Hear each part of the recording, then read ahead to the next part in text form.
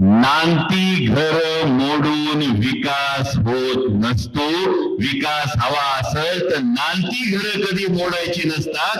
ही छत्रपतींची शिकवण आहे. म्हणून मगाशी ज्या जाऊन माऊली आल्या होत्या ना, माऊली हातात हात मिळवताना तुमच्या डोळ्यातलं जे पाणी होतं ना, त्या डोळ्यातल्या पाण्याची शपथ आहे. शेवटच्या श्वासापर्यंत तुमच्यासाठी भांडल. माझ्या माऊलीच्या डोळ्यात जर कुठल्या विकासाच्या प्रकल्पामुळे पाणी येत असेल तर तुमच्यासाठी भांडणं हे पहिलं कर्तव्य आहे. याची तुम्हाला ग्वाही द्यायला हवी की माझ्या भागातल्या 12 गावांच्या ग्रामपंचायतीचे ठराव झालेले आहेत की आधीच जवळपास 3,25,000 हेक्टर जमीन MIDC झाली असेल, SEZ असेल, या सगळ्या प्रोजेक्ट्सला दिल्यानंतर आणखी जमीन देण्याची मानसिकता भूमिपुत्रांची नाही. आणि त्यामुळे या भूमिपुत्रांचं समाधान झाल्याशिवाय प्रकल्प लादू नका.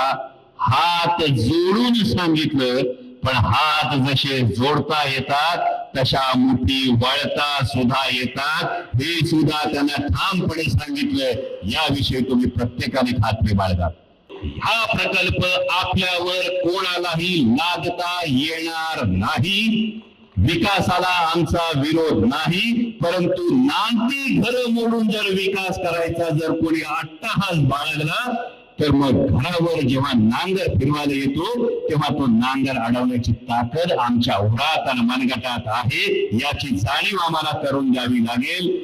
याची सुद्धा आपण प्रत्येकाने नोंद घेतली पाहिजे. आणि म्हणून आता मला सांगा, हे 2 खाते ज्या महाराष्ट्र शासनाचे मुख्यमंत्री, ज्या PMRDA चे चेअरमन आहेत, त्याच PMRDA सगळ्या परवानग्या घेऊन जर आमच्या सगळ्या भूमिपुत्रांनी शेड उभी केली असतील, आमच्या सगळ्या भूमिपुत्रांनी जर इमारती उभ्या केल्या असतील, आमच्या भूमिपुत्रांनी घरं बांधली असतील, तर पहिलं उत्तर महाराष्ट्राच्या मुख्यमंत्र्यांना त्यावेळी द्यावं लागेल की नांती घरं मोडून तुम्ही जमीन अधिग्रहित कशी करणार. इथून आपला लढा सुरू होतो.